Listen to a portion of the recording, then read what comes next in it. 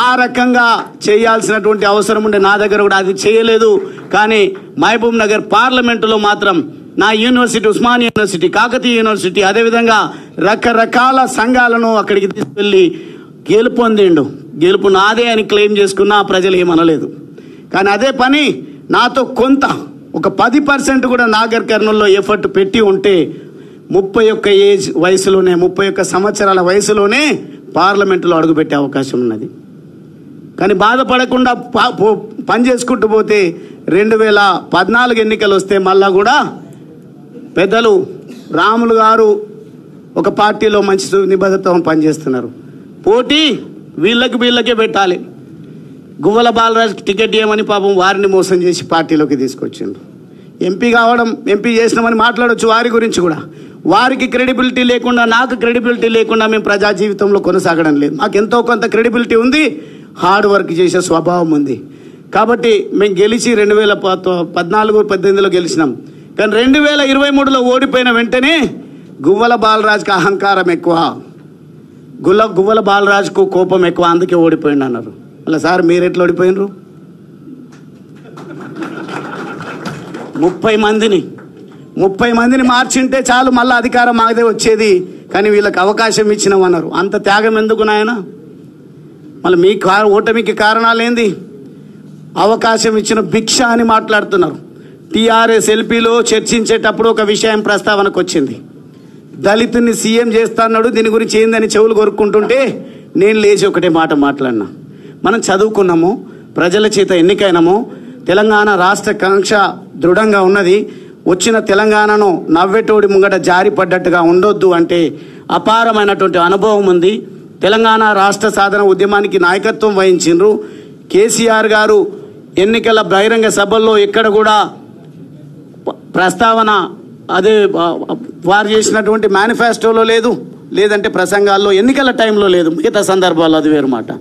అయినప్పటికీ మనమందరం ఏకగ్రీవంగా టీఆర్ఎస్ ఎల్పీలో నిర్ణయం తీసుకొని కేసీఆర్ గారిని ముఖ్యమంత్రి చేద్దామన్నాం. మళ్ళీ మేము అనొచ్చా ముఖ్యమంత్రి గారికి వేసింది భిక్ష మాది అని? ఎమ్మెల్యే పదవి ప్రజలు ఓట్లేస్తే వచ్చింది మాకు. కానీ నిబద్ధత కలిగిన నికార్సైనటువంటి నాయకులం కాబట్టి ముఖ్యమంత్రిగా కేసీఆర్ గారిని నియమించుకున్నాం. పార్టీ మారంగానే దాడి చేస్తున్నారు. ఎంపీగా నిలబడ్డప్పుడేమో ఒక్క ఇన్ఛార్జ్ లేరు.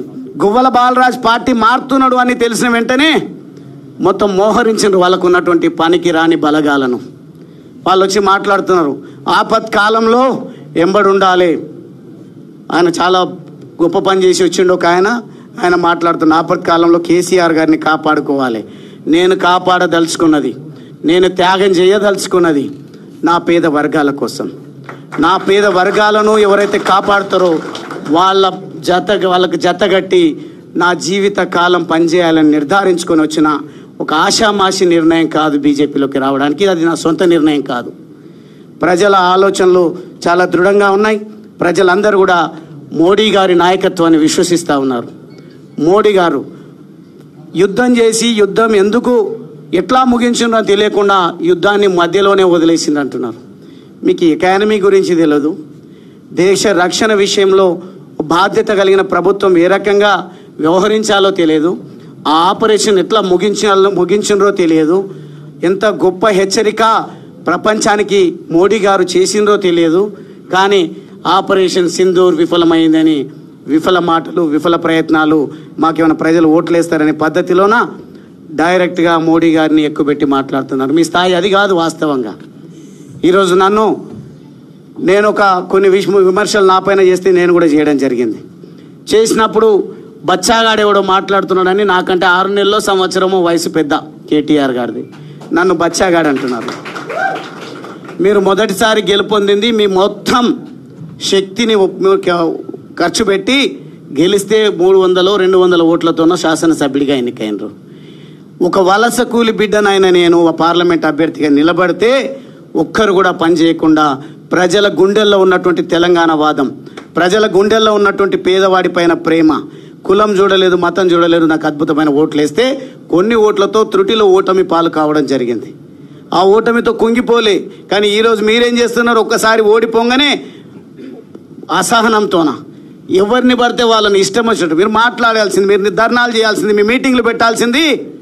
మిమ్మల్ని అనొద్దు ఆ మాట.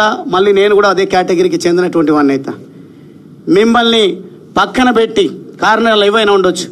10 మంది ఒక విలువలు లేని పార్టీలకు వెళ్తే వాళ్ళ ఇంటి ముంగట ధర్నా చేయలేదు, వారి గురించి ప్రశ్నించలేదు. నాకు ఏ పదవి లేదు, ఇప్పుడు జిల్లా అధ్యక్ష పదవి ఉంది, అది వేరు మాట. నేను ఎన్నికైన ప్రజాప్రతినిధి కాను ఇప్పుడు. కానీ నేను నా నిర్ణయం మేరకు నేను బీజేపీ పార్టీలో చేరుతా అంటే నన్ను రకరకాల ఇబ్బందులు, మీరు సోషల్ మీడియాలో వాళ్ళ గ్రూపులలో వాళ్ళు పెంచి పోషిస్తున్నటువంటి యూట్యూబ్ ఛానళ్లలో ఎట్లా మాట్లాడిస్తున్నారు. నన్నే కాదు, ఈరోజు నా సతీమణి రావాల్సి ఉండే. మాకు దేశభక్తి దైవభక్తి ఎక్కువ, సెంటిమెంట్స్ కూడా ఎక్కువ. నేను ఏ ప్రయత్నం చేసినా నా ప్రయత్నంలో విజయం సాధించాలి నా భర్త అని మా తల్లిదండ్రులు ఆశీర్వదించి పంపిస్తే నా సతీమణి తోడుగా వస్తుంది నా ఎంబడి.